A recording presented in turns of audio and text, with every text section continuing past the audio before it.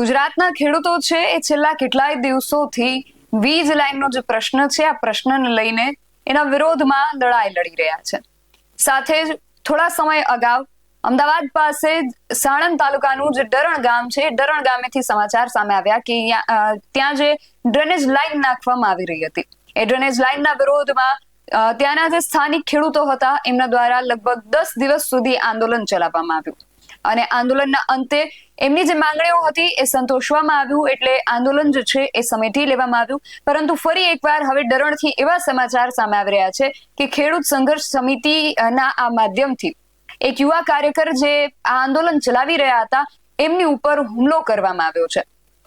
આ હુમલો કોના દ્વારા કરવામાં આવ્યો છે, શું આખો મામલો છે, તેને લઈને હજુ કોઈ પણ પ્રકારની પુષ્ટિ નથી થઈ. પરંતુ જે વ્યક્તિ ઉપર, જે યુવાન ઉપર હુમલો કરવામાં આવ્યો છે એ જે છે એ ધારાસભ્ય કનુભાઈ પટેલનું નામ લઈને આક્ષેપો કરી રહ્યા છે. સાથે જ એમનું એ પણ કહેવું છે કે હુમલાખોરો જે હતા એ કોળી સમાજના આગેવાનનું પણ નામ લઈ રહ્યા હતા.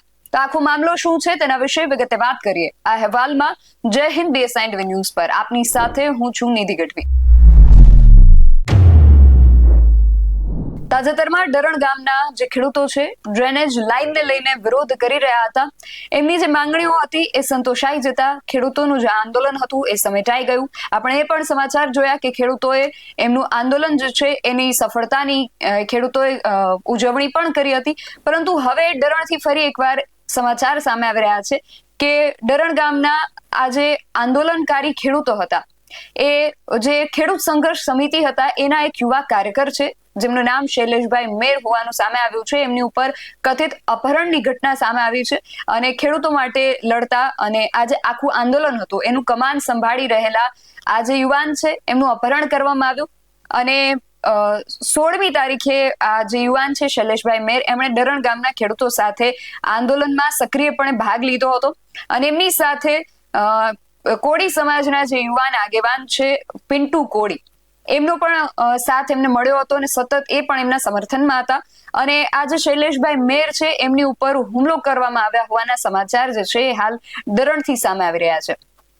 શૈલેષભાઈ મેરને હાલ હોસ્પિટલમાં સારવાર હેઠળ રાખવામાં આવ્યા છે અને એમણે એવો દાવો કર્યો છે કે અજાણ્યા ઈસમો જે હતા એમણે બ્રેઝા કારમાં એમનું અપહરણ કર્યું અને એમના હાથના ભાગે ધારદાર હથિયારથી ઈજાઓ પહોંચાડી છે. અને એમણે એવો પણ આક્ષેપ કર્યો છે કે આ ઘટનાની અંદર ધારાસભ્ય કનુભાઈ પટેલ અને ખેંગારભાઈનો હાથ હોઈ શકે છે એવા આક્ષેપો જે છે એમના દ્વારા કરવામાં આવ્યા છે. જો કે આ વિષયને લઈને હજુ કોઈ પણ પ્રકારની પુષ્ટિ નથી થઈ.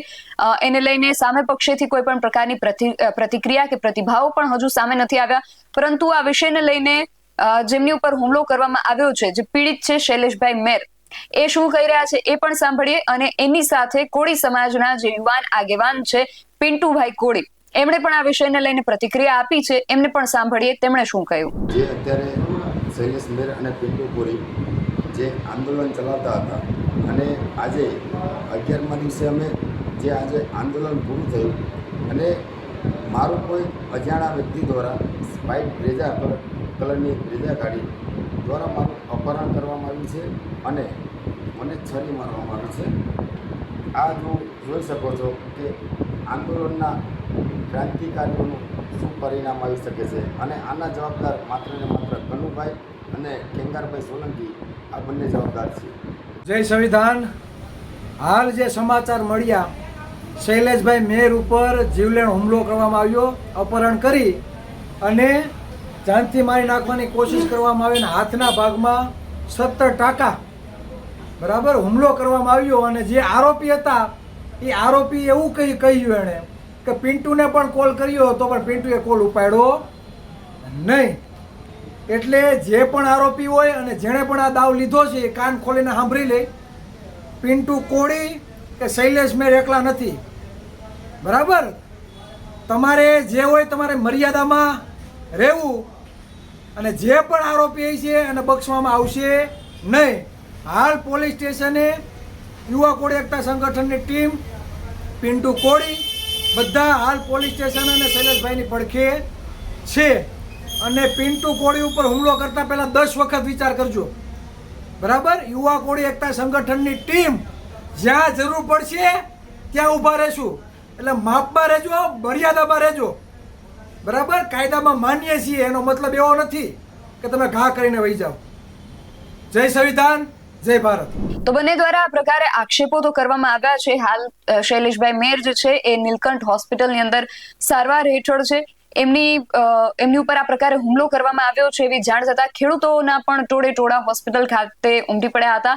અને આ પ્રકારે કોળી સમાજના જે આગેવાન છે પિન્ટુભાઈ કોળી, એમણે પણ પ્રતિક્રિયા આપી છે કે એમનું નામ લઈને હુમલાખોરોએ કહ્યું હતું કે એમને પણ ફોન કોલ કરેલો, પણ એમણે ફોન ઉપાડ્યો ન હતો. અને પછી શૈલેષભાઈ મેર ઉપર આ પ્રકારે હુમલો કરવામાં આવ્યો છે. આ જે આક્ષેપો છે ખૂબ ગંભીર આક્ષેપો કરવામાં આવ્યા છે. હવે સમગ્ર વિષયને લઈને આગળ જતા આ જે આક્ષેપો કરવામાં આવ્યા છે એને લઈને શું પ્રતિક્રિયા આપવામાં આવે છે, કોઈ સ્પષ્ટતા આપવામાં આવે છે કે કેમ, એ જોવાનું રહેશે. અને ખાસ કરીને હવે પોલીસ તપાસમાં શું બહાર આવે છે એ જોવાનું રહેશે. તમારું આ સમગ્ર વિષયને લઈને શું માનવું છે, તમારો મત અમને કોમેન્ટ બોક્સમાં ચોક્કસથી જણાવજો.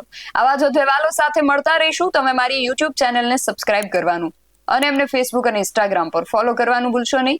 બાકી અવનવી અપડેટ્સ માટે આપ જોતા રહો BS9 TV ન્યૂઝ. નમસ્કાર.